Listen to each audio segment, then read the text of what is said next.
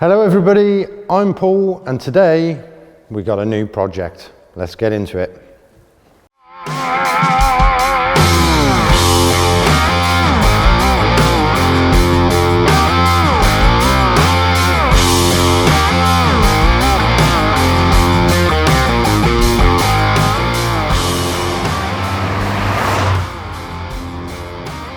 So today's video is a bit different. It's not one of my projects for a change. It's my friend Noel's.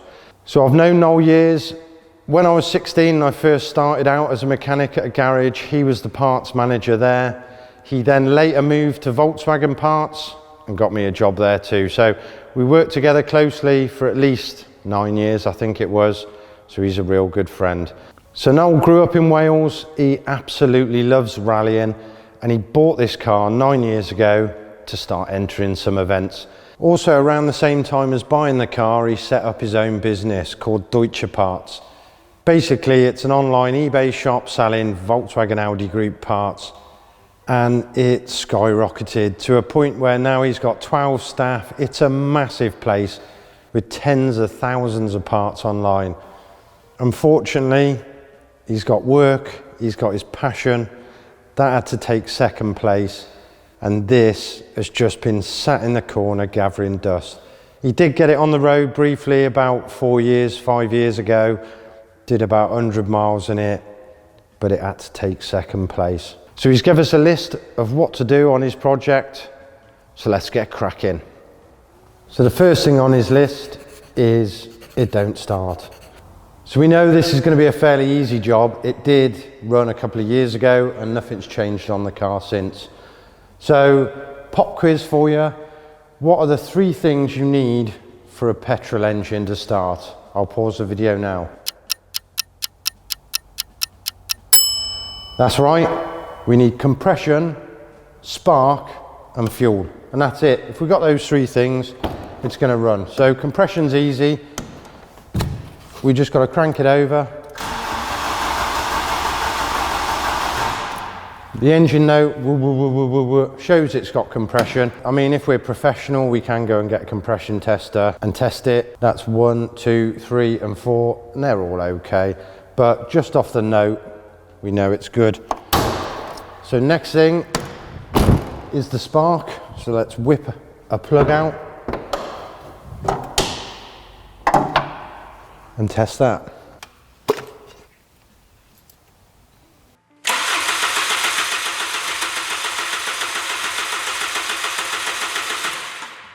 Spark's all right. So then we got our last thing, which is the fuel. So it's got an in-tank fuel pump. Where is the tank?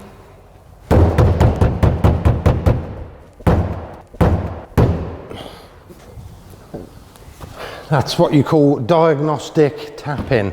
It's got to be about £100 a tap, which is chargeable. Oh, I've got a fuel pump noise now.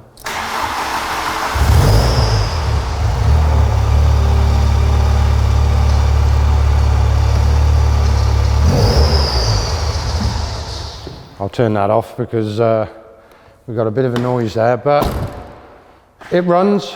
Noel, if you're watching, took me hours, mate. I had to take all the fuel tank out, the engine out, everything to get it running. So, right, on with job number 2. Job number 2 is the stance, or if you're super posh, it's the stance. Oh, one's car is slightly more lower on the front than the rear. Oh, my stance is awful. So Noel's Golf is actually 1.5 inches higher on the rear than it is on the front. Now we want a bit of ground clearance anyway, because when he's hammering it down some farm track, he's got to clear them divots, you know, the hump in the middle of the track. But we don't want it, so when he hits the brakes, it does an endo. The problem with these Golfs, the Mark 1, 2 and 3, is the rear springs are so lightly sprung, you can actually push them with your hand, which I'll show you in a minute. So just by taking out the spare wheel and the toolkit, it lifts that back end up. So Noel's got a lowering kit, so let's fit the back springs and hopefully it will sit all right. Let's crack on.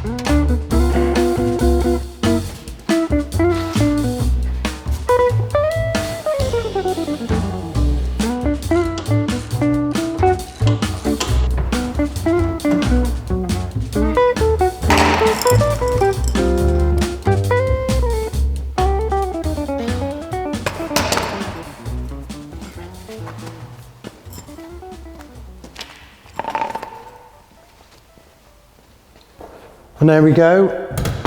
Nice, easy job. It's filthy under there, so at one point this car has been abused, which is good. It's what all rally cars need.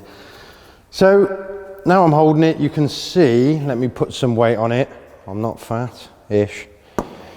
You can see just by only a bit of my weight, you can compress that. So we ain't gonna need a spring compressor.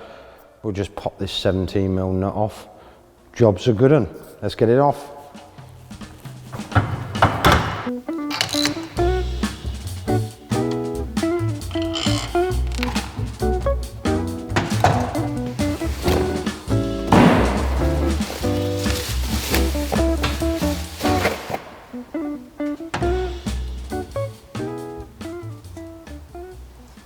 So this new iBack one is shorter, but there's more coils and they're closer together. And I can't squeeze this one as much as I can squeeze that one. We might end up putting it on, it'll be the same height. So I'll get it all back together, catch you in a bit.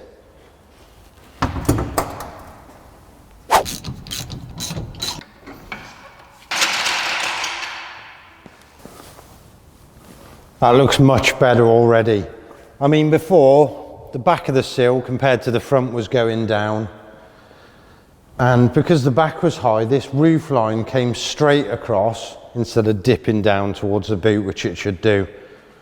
Yep, chuffed with that. No, that's another one ticked off your list. Mint. The next on the list is the noise. Have a look at that exhaust. Wow. That's probably all right for rallying around McDonald's car park, impressing the ladies, but it's no good for rallying. If you look underneath the car, the lowest thing hanging down is that exhaust, so it needs to be brought up. But the other issue is, most competitions around the country have a 98 decibel limit. I'm sure Donington Park, if he wants to do a track day, I'm sure they've dropped that down to 92 decibels now. And there's microphones all around the track ready to catch you out, and you just get a black flag and that's your day over. So let's have a quick test using my phone and see how noisy this is. Got my handy phone, let's plonk it down next to the exhaust and have a go.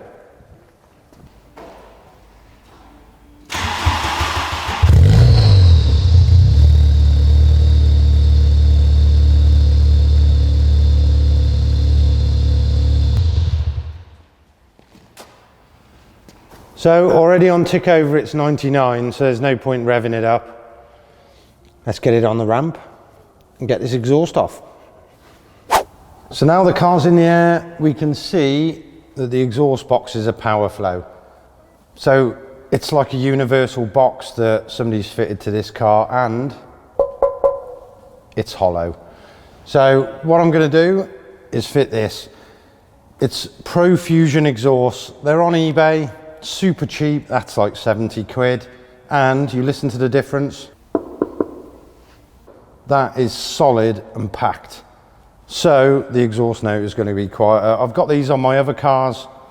I've given them loads of def and they stay nice and quiet either, they don't blow the baffles out. Exhaust tip wise, I did say tip, I always prefer them poking downwards. You go on a track day, all the microphones around the track are high up in, like, you'll see a little shed on the side of a track. If the exhaust note's pointing backwards, it's going to be louder. So I'll angle it down towards the track, so that will fit in there. Point downwards, should look all right once we've done a bit of fettling with it. So yeah, I'll crack on and cut this box off. Let's go.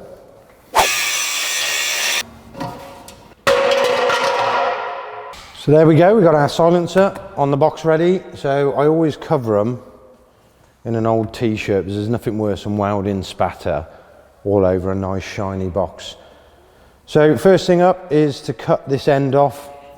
We want it nice and flush when we put this down piece on, so that's easily done. Yeah, oh, caught it.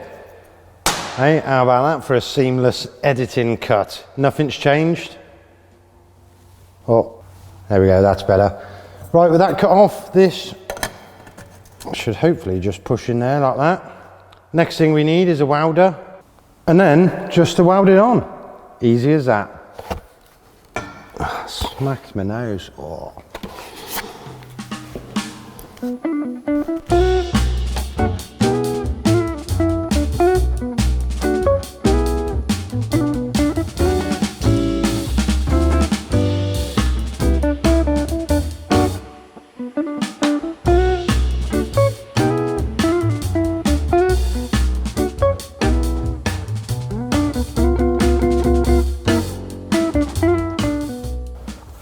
Put my gloves on before I grab hold of the bit I've just welded. So the back of the exhaust, I cut it straight off. So I just put a reducer on this and it's gone straight onto the original system. It's probably one of the easiest exhausts I've ever done. So let's get that on. That needs to go about there. Yeah, it's not looking too bad. Got to straighten it up and put the hangers on. And then we can test, and fingers crossed it's a lot quieter than the old one. Right, let's cut these hangers. And there we go. That's our exhaust, all done. It's a shame really, because it's such a nice looking rear silencer, and I've hidden it that well that you just can't even see the thing. So, got my decibel meter. I'm going to prop it up against a piece of rag. Hopefully we don't set the rag on fire. There we go, and we'll see what it's reading. I think before, when it said 99, it only goes up to 99, so it was just like maxed out. So anything lower than that and we're winning.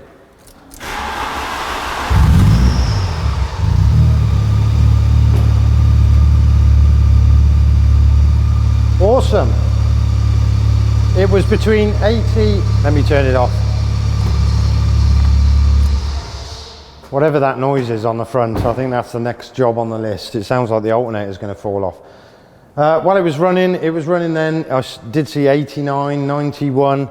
So we've brought it down loads from what it was. These things do roar anyway, the 16 valve, it's a real deep thuddy exhaust note. But yeah, Noel, it's another one ticked off the list. So we've had a good day on Noel's car today, ticked quite a few things off the list. There's still more to do on it, so if you want to see that, leave a comment or a like, you know, saying, yeah, a bit more of that, please. As always, if you could subscribe, that's brilliant. It's free of charge, it don't cost you anything, and it helps me out loads. So that's it from me. I'll see you on the next one. Ta-da.